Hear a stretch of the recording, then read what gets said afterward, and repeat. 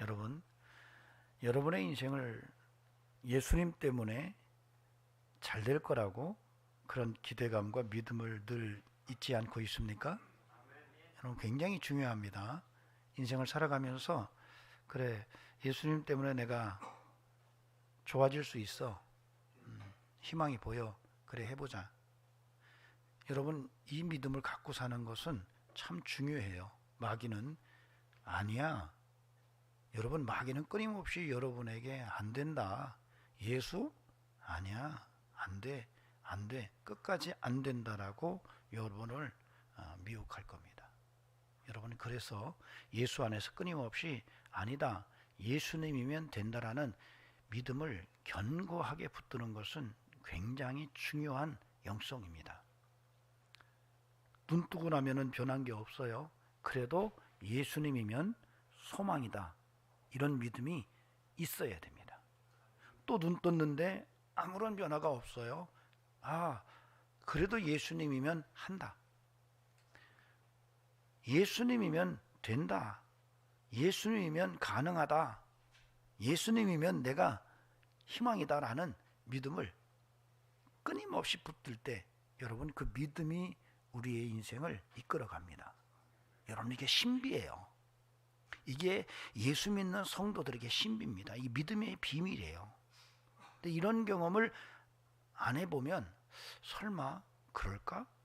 자꾸 부정적인 생각을 품습니다. 그러나 여러분, 성경을 보세요. 믿음은 산 증거임을 우리에게 보여줍니다. 놀라워요. 내가 믿음을 마음에 굳게 붙들었는데 그 믿음이 현실 속에서 실제로 경험된다는 거예요. 여러분, 이게 은혜예요. 저는 우리 성도들에게 이 은혜가 끊임없이 살아있기를 소망합니다.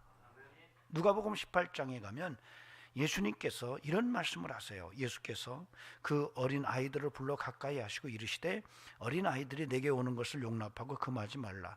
하나님의 나라가 이런 자들의 것이니라. 내가 진실로 너희에게 이르노니 누구든지 하나님의 나라를 어린아이와 같이 받들지 아니하는 자는 결단코 거기 들어가지 못하리라. 그러니까 하나님 나라는 어린아이 같아야 들어간다라는 말씀을 하세요. 어떤 의미를 갖고 있을까요? 어린아이 같이 순수함이 있을 때 그가 하나님의 백성이라는 말씀을 하시는 겁니다. 어때요? 여러분의 믿음이 순도가 있습니까? 14K도 있고요, 18K도 있고요, 24K도 있습니다. 같은 금인데 어떤 금은 14K고 어떤 금은 18K예요. 어떤 금은 정금 24K, 100% 순도를 자랑하는 정금입니다. 믿음도 어떤 이의 믿음은 14K 믿음이고 어떤 이의 믿음은 18K일 수 있어요. 어떤 이의 믿음은 24K, 정금 같은 믿음. 그래서 욥을 향하여 정금 같은 믿음으로 설명을 하고 있습니다. 여러분은 어때요? 여러분의 믿음의 순도는 어느 정도입니까? 정말 정금 같은 순도 100%의 믿음인가요? 순수합니까? 다른 것이 섞인 건 아닌가요? 14K나 18K 정도만 해도 다행이죠. 금으로 도금한 사람도 있어요. 믿음이 있다고 말하는데 도금한 믿음이에요. 껍질만 믿음인 거예요. 속은 뭔지 알 수가 없어요. 오늘 저와 여러분이 우리의 믿음의 순도를 다시 한번 측정하고 우리의 믿음을 새롭게 해서 정말로 생명력 넘치는 어린아이 같은 이런 순수한 믿음의 모습으로 구조조정될 수 있기를 간절히 바랍니다. 우리 겉모습은 날마다 나이가 들어가고 정말로 후패해도 우리의 믿음은, 우리의 속사람의 믿음은 정말 날마다 어린아이처럼 순수함을 회복해가는 이런 은총이 함께하기를 바랍니다. 제가 동서울대 앞에서 우리 동서울대 학생들을 이렇게 봤을 때 생기가 넘쳐요. 그런데 우리 어린이들이 쭉 지나가면은요, 그 생기가 하늘을 찔러요. 노인들을 보면은 힘이 빠지는데 아이들의 이야기만 들어도 힘이 나는 걸 느껴요. 여러분, 우리가 겉모양은 자꾸 늙어가지만 우리의 속은 정말 어린아이 같은 생기 넘치는 순수한 이런 믿음의 모습이기를 간절히 소망합니다. 아멘. 예. 사실 대한민국이 요즘에 그 인구 절벽이라고 그러죠. OECD 국가에서 출산율 최저입니다. 조만간에 지구상에서 제일 먼저 사라질 나라 중에 하나가 바로 대한민국이라는 이런 뜬 소문이 들려옵니다. 아이들의 이야기만 들어도 눈길이 가요. 아이들의 제잘거리는 소리를 들으면 괜히 마음이 기뻐요. 정말 시골 같은 경우에는 아이들을 보기가 어렵다고 그러잖아요. 그런 시대를 지금 우리가 살고 있어요. 야, 이거 큰일 났다. 노인들만, 우리 친구가 어떤 교회에 가서 예배를 드리는데 저한테 그러더라고요. 서리가 하얗게 왔더래요. 뭔 얘기인가? 제가 처음에는 이렇게 쳐다봐서 했더니 머리가 허연 분들만 가득 차 있더래요. 깜짝 놀랐대요, 자기도.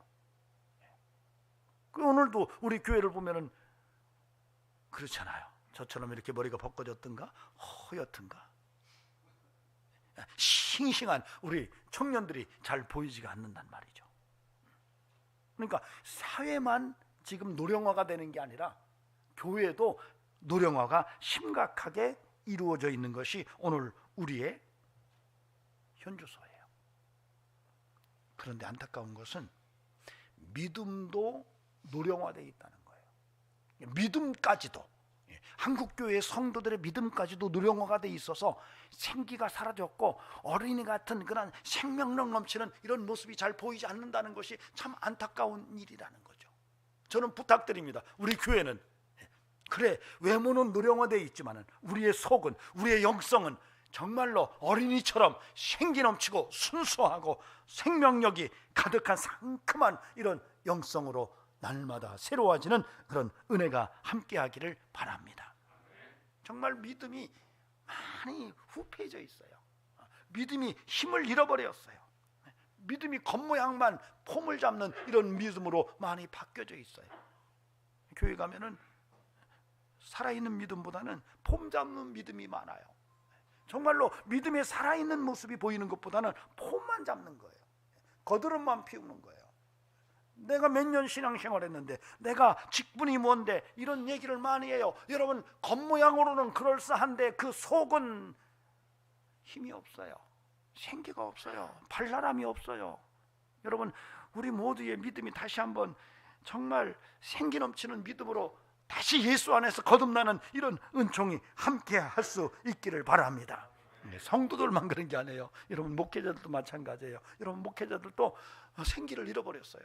처음 목사로 부름받아서 그렇게 뜨겁게 하나님 앞에 헌신했던 이런 영성이 다 사라졌고 이제는 겉모양만 남아있는 이런 모습이 목회자의 모습 속에서도 보이고 있어요. 때로는 구린내가 나요. 상큼한 그런 예수 냄새가 나야 되는데 때로는 목회자의 삶에서도 구린내가 나요. 정말 맡기가 힘든 이런 썩은 송장 같은 죽은 믿음의 냄새가 느껴질 때가 있어요. 저는 부탁드립니다. 저나 우리 성도들이 정말로 구린내 나는 썩은 송장 냄새를 풍기는 이런 영성이 아니라 정말 예수 향기 풍기는 생명력이 넘치는 이런 살아있는 믿음의 모습으로 하루하루 승리의 삶을 살아갈 수 있기를 바랍니다. 오늘 본문은 이런 믿음에 대한 이야기예요. 예수님께서 가버나움에 들어가셨어요. 한 백부장에 대한 이야기입니다. 백부장이 예수님에게 찾아왔어요. 우리 하인이 중풍병에 들어서 죽게 생겼습니다. 너무 고통스러워합니다. 예수님께서 이 백부장의 얘기를 들으시고 내가 가서 고쳐주리라 이렇게 말씀하세요. 그러고 예수님께서 그 백부장의 집으로 들어가시려고 할 때에 백부장이 하는 말이, 주여, 내 집에 주님이 들어오시는 것을 내가 감당하지 못하겠습니다. 다만 여기서 말씀만 하시옵소서. 그러면 내 하인이 나을 것으로 내가 믿습니다. 나도 남의 수하에 있고 내 밑에도 병사가 있는데 위에서 명령이 내게 내려오면 내가 따르고, 나도 부하들에게 명령을 하면 합니다. 종에게 이것을 하라 하면 하고 오라 하면 오고 가라 하면 가는데 주님이 말씀만 하시면 그렇게 될 것을 내가 믿습니다라고 고백을 하는 거예요. 주님이 이 얘기를 듣고 깜짝 놀랐어요. 정말 감탄을 하세요. 그리고 하신 말씀이 내가 이만한 믿음을 이스라엘 사람들에게서 본 적이 없다. 이만한 믿음을 내가 유대인에게서 본 적이 없다. 그리고 그 백부장에게 가라, 내 믿음대로 되리라. 그 말씀을 하는 즉시 그 하인이 회복이 됐다. 이게 오늘 말씀입니다. 여러분, 믿음이 얼마나 우리에게 귀한지를 말하고 있습니다. 이 백부장의 믿음이 정말로 귀한 믿음이라고 우리 주님께서 정말 감탄을 하셨어요. 내가 이만한 믿음을 어디서 본 적이 없어 라고 제자들에게 말씀하신 겁니다. 자, 이 말씀을 통해서 우리가 어떤 믿음을 가져야 되는가? 주님이 이만한 믿음을 내가 본 적이 없다고 말씀하셨는데 도대체 그 이만한 믿음이 어떤 믿음인지를 우리가 한번 보고 이 백부장의 믿음을 나도 같이 칼날을 맞춰서 같은 보조를 맞춰서 정말로 주님이 나를 향하여 내가 너 같은 믿음을 어디서도 본 적이 없다라고 하는 말씀을 들을 수 있는 이런 영성으로 믿음의 증거를 경험하며 하나님께 영광 돌리고 더 귀하게 믿음의 믿음을 더해가는 이런 은총이 함께하기를 소망합니다. 여러분, 오늘 본문을 보면은 6절에 보면은 이르되라는 말이 나옵니다. 그 다음에 7절에도 이르시되라는 말이 나와요. 8절에도 이르되라는 말이 나와요. 그 다음에 8절에서 말씀으로만 하옵소서라는 말이 나옵니다. 그 다음에 10절에 보면 이르시되라는 말이 나와요. 그 다음에 10절에서 이르노니라는 말이 나와요. 11절에서 이르노니라는 말이 나옵니다. 13절에서 이르시되라는 말이 나와요. 몇 번 나옵니까? 7번 나와요. 왜 이 마태는 이 이야기를 쓰면서 이렇게 이르되 이르시되라는 말을 계속 쓸까요? 사실 번역으로 우리말은 그냥 이르되 이르시되라고 기록을 해놨지만은 사실은 이 단어가 세 단어가 교차로 쓰여 있어요. 그래서 각기 다른 단어인데 표현은 7개로 되어져 있습니다. 그러나 문맥적으로나 내용적으로 그렇게 해도 큰 문제가 되지는 않는 이런 구조로 쓰여져 있습니다. 그런데 여기에서 다만 말씀으로만 하옵소서라고 하는 말이 좀 독특해요. 사실은 여기에서 이르되 이르시되라는 말에 그 내용들이 교차적으로 막 쓰였는데 이것이 다만 말씀으로만 하옵소서라는 데서 하나로 뭉쳐져요. 그러니까 예수님께서 이르되 이르시되라고 하는 이 단어가 말씀으로만 하옵소서라고 하는 이 문장 구절체 속에서 하나로 조화를 이루는 이런 문학 형식을 본문이 가지고 있습니다. 그래서 이렇게 쓴 이유가 뭘까를 우리가 살펴볼 필요가 있어요. 마태는 왜 이야기를 이렇게 이르되라는 말을 계속 반복해서 썼을까? 여러분, 우리가 예수님이 말씀하신 이 이야기를 현장에서 딕테이션 한 게 아니에요. 여러분 잘 하시기 바랍니다. 지금은 우리가 설교 시간에 목사님 설교하면 어때요? 받아 쓰잖아요, 곧바로. 그게 가능한 이유가 뭐가 있어서 그러죠? 첫째로는 종이가 있는 거고, 둘째로는 펜이 있는 거예요. 그 다음에 세 번째로는 내가 문자를 알고 있다는 거죠. 여러분 2000년 전에 어땠을까요? 종이가 어땠을까요? 종이가 있었을까요? 펜이 있었을까요? 즉석에서 쓸 수 있는? 그 다음에 그 말을 알아듣고 문자를 기록할 수 있는 사람이 있었을까요? 쉽지 않았을 거예요. 이야기를 듣고 현장에 있었던 이야기를 보고 자기들끼리 믿음으로 서로 공유했던 거예요. 공유하고 어떤 시점이 됐을 때에 그것이 사라지면 안 되기 때문에 기록을 하는 거예요. 글로 남겼던 것을 또 마태가 그 내용을 인용하면서 정리를 했다라고 본다면 마태가 이렇게 글을 썼다는 것은 굉장한 의도를 함축하고 있다는 거예요. 오늘 본문을 잘 보면은 예수님과 백부장이 서로 대화를 합니다. 근데 거기에 계속 이르시되 이렇게 써져 있어요. 이것은 뭐예요?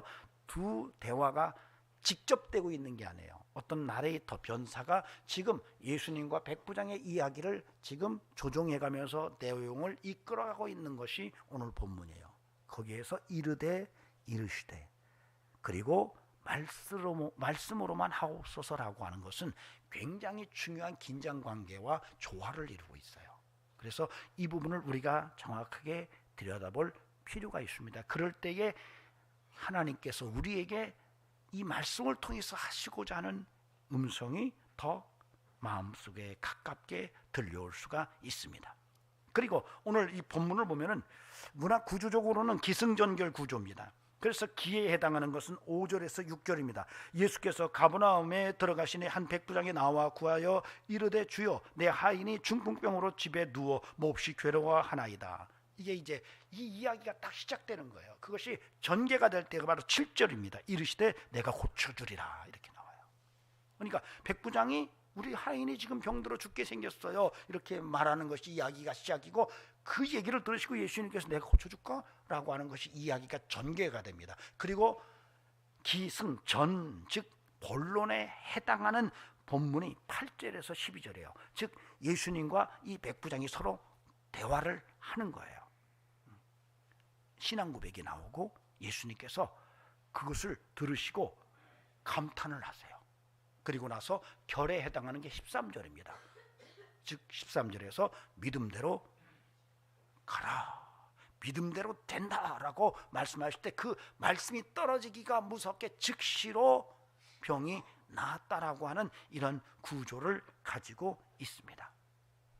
이런 구조를 우리가 보는 이유는 기승전결에서 기와 결이 굉장히 중요한 의미를 가지고 있고 그 사이에 끼어있는 본론도 중요하지만 기와 결에 해당하는 본문을 통해서 이 본문의 도입과 마지막 결말이 우리에게 주는 메시지가 뭔지를 읽어낼 수가 있는데, 그 내용은 바로 회복과 치유를 의미하고 있다는 거예요. 여러분, 이런 구조를 우리가 오늘 보고 오늘 말씀을 통해서 하나님께서 우리에게 하시고자 하는 메시지가 뭔가. 그래, 예수님께서 백부장에게 야, 이만한 믿음을 네가 가졌어? 내가 누구에게도 그런 믿음을 본 적이 없어 말했던 그 믿음이 어떤 믿음인가? 나도 그런 믿음을 갖는다면 그 말씀의 역사를 경험할 텐데 라고 하는 생각을 하면서 오늘 여러분이 장 목사의 말을 듣지 말고 하나님의 음성이 들려지는 은혜가 있기를 바랍니다. 아멘. 자, 첫째로는 아까도 이르시되 말씀으로만 하옵소서라고 하는 이 내용이 굉장히 관계가 깊다 그랬어요. 그래서 사실 이 본문은 아주 중요한 믿음의 원칙을 이야기합니다. 그 원칙 중에 하나가 오직 말씀으로 믿어라라고 하는 얘기예요. 믿음은 하나님의 말씀을 믿는 거라는 얘기를 하고 있는 거예요. 여러분, 우리의 믿음은 하나님의 말씀을 믿는 거예요. 여러분, 저와 여러분이 하나님의 말씀을 믿는 이런 은혜가 함께 하기를 바랍니다. 제가 아까 이르시되라는 말의 용어를 이야기할 때 하나는 레고라는 말입니다. 이건 말하다. 그 다음에 에페라는 말이에요. 선언하다. 그 다음에 또 하나는 명령하다. 에이펜 이런 말입니다. 그러니까 말하다, 선언하다, 명령하다라는 이 동사가 이르시되를 섞어서 표현하고 있어요. 그러니까 여러분이 본문을 잘 읽어보시면 이것은 말하는 거구나, 이것은 명령이구나, 이것은 선언이구나 이렇게 말하는 거예요. 이런 내용들이 말씀으로 하옵소서라고 하는 이 구절체와 긴밀하게 연관을 가지면서 말씀으로만 하옵소서라고 하는 것을 실제로 직역을 하면은 말씀을 명령하소서 이런 얘기예요. 백부장이 그러는 거예요. 예수님에게 말씀으로만 하옵소서라고 하는데 사실은 이게 명령이에요. 주님, 말씀으로 명령하세요. 이렇게 얘기하는 거예요. 여러분, 이게 굉장히 중요합니다. 주님이 말씀으로 명령하시는 거예요. 중풍병아 나가라 라고 말씀만 하시라는 거예요. 그러면 그대로 될 것을 내가 믿겠다는 거예요. 여러분, 저는 저와 여러분의 삶 속에 이런 주의 말씀에 대한 신뢰가 분명할 수 있기를 간곡히 부탁을 드립니다. 이만한 믿음은 어떤 믿음이냐? 하나님의 말씀을 전적으로 믿는 그런 믿음이라는 거예요. 여러분, 하나님의 말씀을 그냥 100% 믿는 순도 100%의 믿음이 저와 여러분의 영성이기를 바랍니다. 사람이 말해도 씨가 된다고 그래요. 속담에 말이 씨가 된다고 그러잖아요. 여러분, 말이 씨가 된다는 말 못 들어보셨습니까? 못 들어보신 분 한번 손 들어보세요. 난 그 말 처음 듣습니다. 우리 어린이까지 다 듣잖아요. 말이 씨가 된대요. 속담입니다. 이건 뭐예요? 오랜 역사 속에서 경험 가운데 나온 말들이에요. 이 속담은 그냥 그래서 수없이 경험해보고 그리고 그 다음 세대가 꼭 잊지 말아야 되게 있어서 속담으로 남겨놓은 거예요. 그런데 말이 씨가 된대요. 이게 속담이에요. 여러분, 사람의 말도 씨가 된대요. 하물며 천지를 창조하신 하나님의 말씀은 어떠할까요?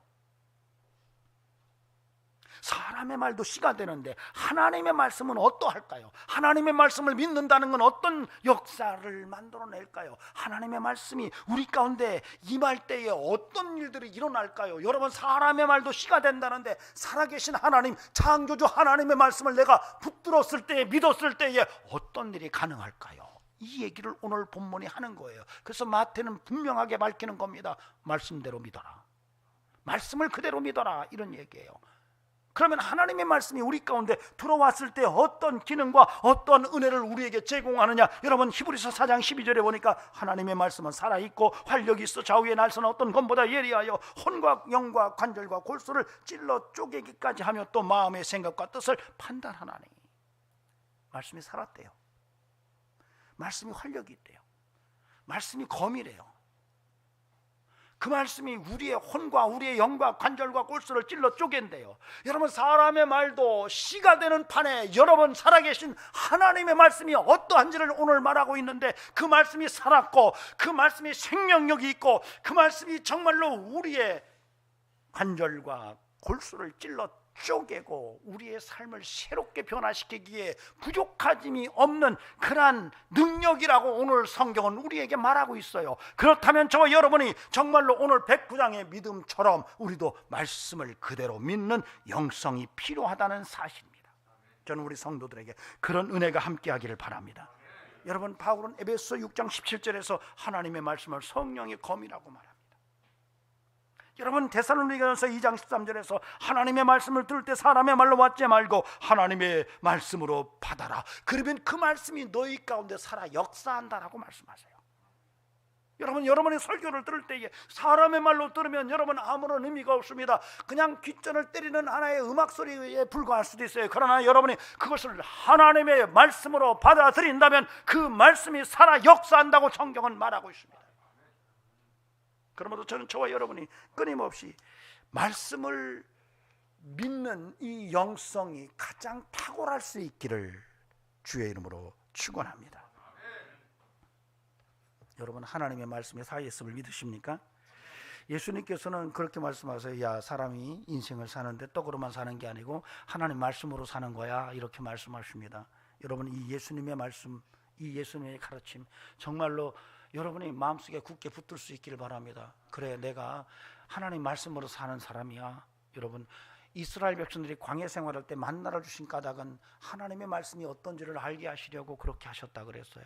예수님 분명히 광야에서 마귀에게 시험 받을 때 말씀으로 사는 게 인생임을 분명하게 밝히셨습니다. 여러분, 이 말씀은 지금도 저와 여러분에게 능력의 메시지가 되기를 바랍니다. 우리 말씀으로 사는 인생이에요.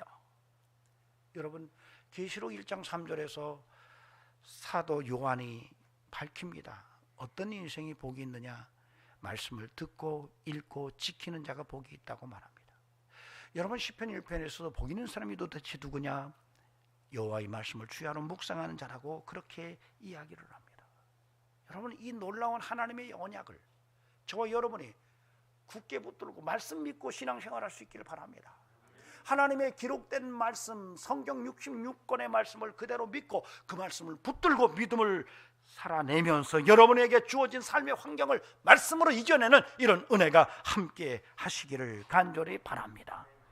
어때요? 여러분 하나님 말씀 많이 드십니까? 굶기를 밥 먹듯 하는 건 아닙니까? 여러분 하나님 말씀을 주야로 묵상하시나요? 여러분 정말로 하나님의 말씀이 살아있어요. 그 말씀이 정말 활력이 있어요. 그 말씀이 우리의 삶을 수술해요. 성령의 말씀에 검해요. 여러분 그 말씀 붙드시기 바랍니다. 그리고 그 말씀을 주야로 읽으세요. 그 말씀을 묵상하세요. 그리고 그것을 또한 실천하면서 사는 이런 영성이 저와 여러분의 삶이 될 수 있기를 바랍니다.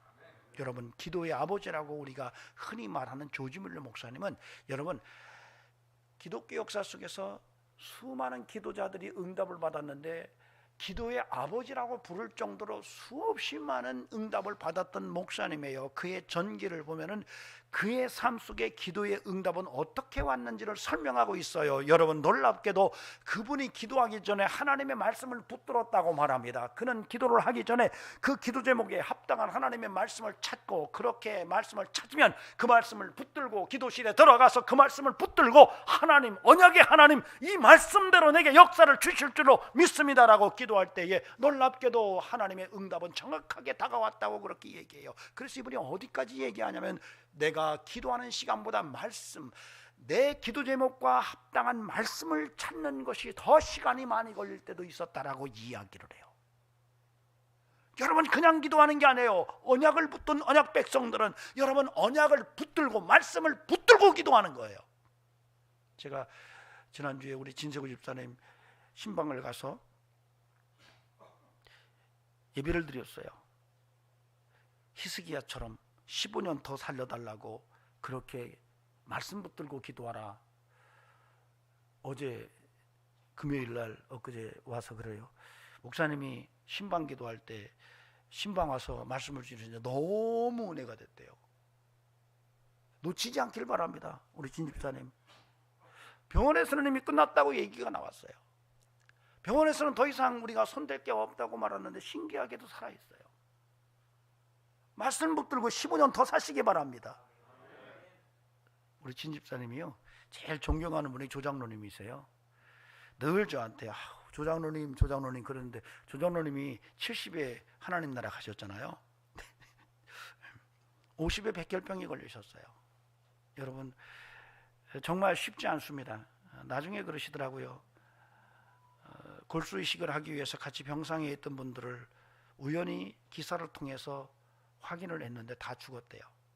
참 희한하대. 하나님이 정확하게 그 때에 그 사람들을 부고에서 보게 하더래. 신문에서. 저만 살았어요 목사님 그러더라고요. 20년 더 살았어요. 70에 하나님께서 데려가셨어요. 우리 정연숙 권사님 여기 계신데 저한테 그러시더라고요. 소천하셨다는 소리를 제가 들었을 때 목사님 제가 그때 20년 더 살려달라고 기도했습니다 그러더라고요.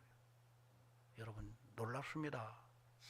20년 더 살려달라고 기도했대요. 부인이 정확하게 20년 연장해 주시고 데려가셨어요.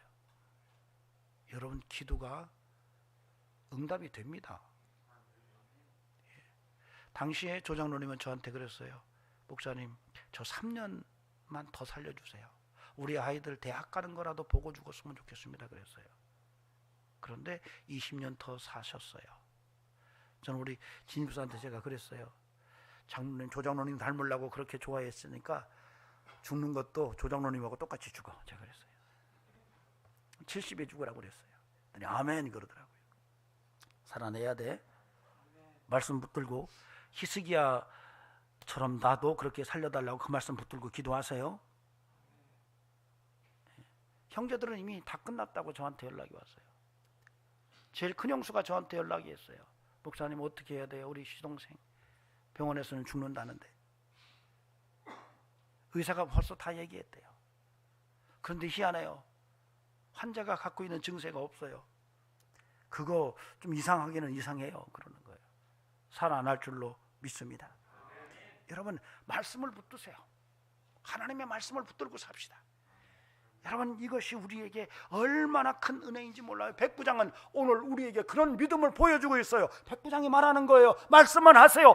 주님 말씀만 하시면 그렇게 될 것을 내가 믿습니다. 그랬더니 주님이 그 얘기를 들으시고 내가 이만한 믿음을 어디서도 보지 못했다라고 말씀하시는 거예요. 이만한 믿음, 저와 여러분의 믿음이 그러할 수 있기를 바랍니다. 여러분이 정말로 그런 믿음을 가지고 살아가는 은혜가 있기를 바랍니다.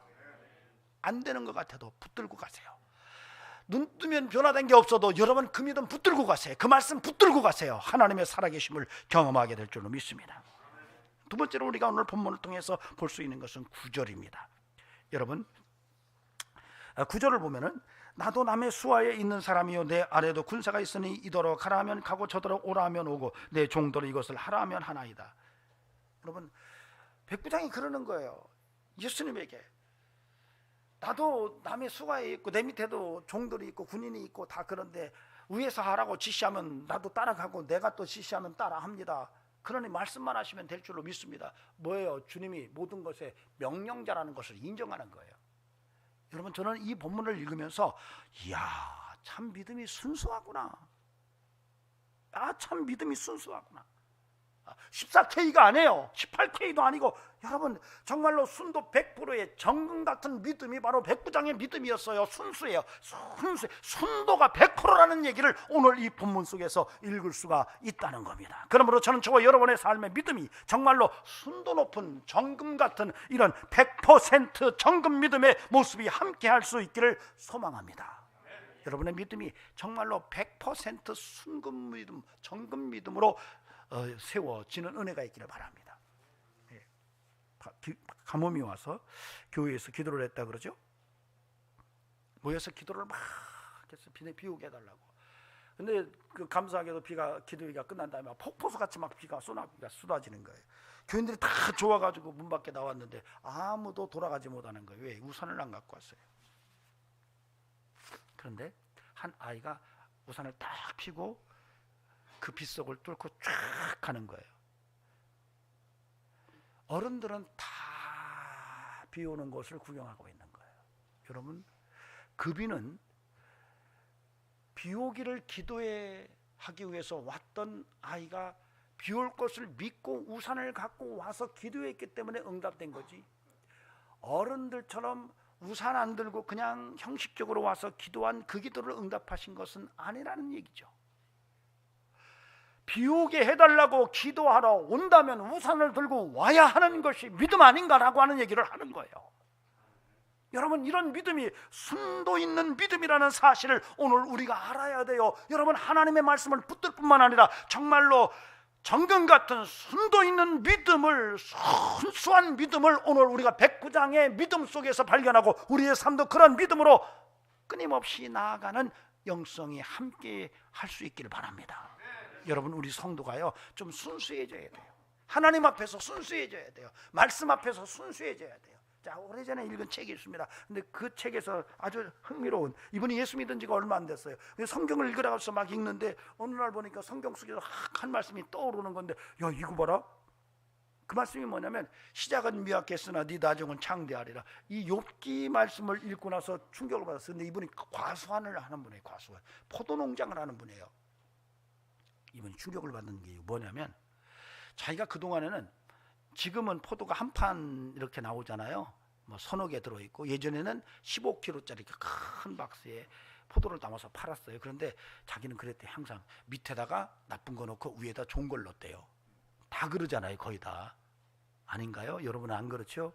근데 이분이 성경을 읽다가 시작은 미약했지만 나중은 창대, 이게 충격을 받은 거예요. 그래서 그 다음부터 바꿨대요. 밑에다 좋은 거 넣고 위에다 나쁜 거 넣은 거예요. 그래서 출하를 했어요. 근데 안 팔리더래. 처음에는. 좀 있더니 불티가 나는 거예요. 사람들이 보고 아는 거예요. 아, 이 집 포도는 위에가 나빠도 밑으로 갈수록 좋다라는 게 확인이 된 거예요. 그 다음부터는 무작정 묻지도 마 따지지도 마, 그 집 포도만 다 완판이 되는 이런 일이 있었다는 얘기를 책에서 읽었어요. 여러분, 욥기 말씀을 그렇게 적용할 수는 없지만, 여러분 어떻든지 말씀을 통해서 지혜가 얻어지면은 여러분 그 말씀이 어린아이 같은 순수한 믿음과 충돌해서 서로 힘을 내면 놀라운 하나님의 살아계심을 경험하게 될 줄로 저는 믿습니다. 그러므로 여러분 믿음 생활에 순수함이 있기를 바랍니다. 대체적으로 은혜가 오면 순수해져요. 사람이 그래요. 믿음을 떠나서도요, 하나님의 은혜를 충만하게 받으면 사람이 굉장히 담백해지고 순수해집니다. 거들먹거리고 폼 잡고 그러는 게 없어져요. 그래서 여러분, 은혜 있는 교회는 우리 저 뒤에 있는 어린 꼬마들하고 이 장로님들하고 서로 친구가 될 정도로 가까워요. 막 농담하고 막 그래요. 여러분, 교회 가가지고 아이들하고 가장 나이 많은 어른들이 서로 막 웃고 얘기하고 뭐 먹으러 가자, 뭐 사줄게, 이런 얘기가 아주 벽이 없이 이루어진다면 은혜 있는 교회예요. 은혜가 없으면요, 그러면 애들이 장로님의 소리만 듣고 싹 하고 밖으로 나가요. 놀래가지고. 은혜가 없는 교회예요. 여러분, 근데 은혜가 오면 순수해져요. 그래서 나이도 초월해요. 여러분, 성별도 초월하고 인종도 초월하고 이 배움도 초월하고 권력도 초월하고 재산의 유무도 초월해요. 그래서 여러분, 은혜가 충만하게 임하면 최고의 권력자가 정말 아무런 그 권력이 없는 서민하고 친구처럼 지낼 수 있어요. 어마어마한 기업의 CEO가 보잘것없는 그런 일반 서민들하고 같이 밥 먹고 웃고 얘기하고 인생에 대해서 논하고 그렇게 가능한 것이 바로 은혜가 임한 교회의 모습이에요. 근데 이게 은혜가 빠지면 딱 홍해가 갈라듯이 갈라져요. 배운 사람은 배운 사람끼리 놀고, 돈 있는 사람은 돈 있는 사람끼리 놀고, 젊은이는 젊은이끼리, 노인은 노인들을 각기 흩어져, 남자는 남자들, 여자는 여자들 딱 나눠져서 자기들끼리 그룹을 형성해가지고 서로 잘했다고 찍고 까불고 그러다가 서로 망하는 거예요. 이 순수성이 떨어져서 그래요. 여러분, 저는 저와 여러분의 삶 속에 정말로 순수한 믿음이 함께하는 이런 영성이 우리의 삶 속에서 확인될 수 있기를 주의 이름으로 간절히 축원합니다. 자, 이제는 오늘 본문을 통해서 분명하게 오늘 붙들 수 있는 것은 말씀 믿으세요. 하나님 말씀 붙들고 믿음으로 사세요. 그리고 여러분의 믿음이 좀 더 순수해지시기 바랍니다. 오늘 백부장의 믿음은 우리에게 그런 걸 보여줘요. 그렇게 백부장이 주님과 만났을 때 그 말씀하신 그대로 즉시로 응답이 나타났어요. 여러분, 이런 은혜가 저와 여러분의 삶의 모습이기를 주의 이름으로 간절히 축원합니다. 기도하시겠습니다. 존귀하신 하나님, 우리의 믿음이 어떠한지, 정말 우리가 하나님의 말씀을 그대로 믿는지, 우리의 믿음이 또한 순수한지 다시 한번 돌아보게 하시고, 하나님, 우리의 삶 속에서 하나님의 말씀을 믿는, 오직 말씀을 믿는 견고한 믿음과 순전한 은혜의 믿음이 충만해서 우리의 삶 속에 하나님의 살아계심이 경험됨으로 영광 돌리는 축복의 역사가 나타나게 하옵소서. 이제는 우리 구주 예수 그리스도의 은혜와 하나님 아버지의 살아계심과 성령님의 역사하심이 오늘도 백부장의 믿음으로 승리하기를 원하는 귀한 심령들에게 영원토록 함께 하시기를 간절히 축원하옵나이다. 아멘.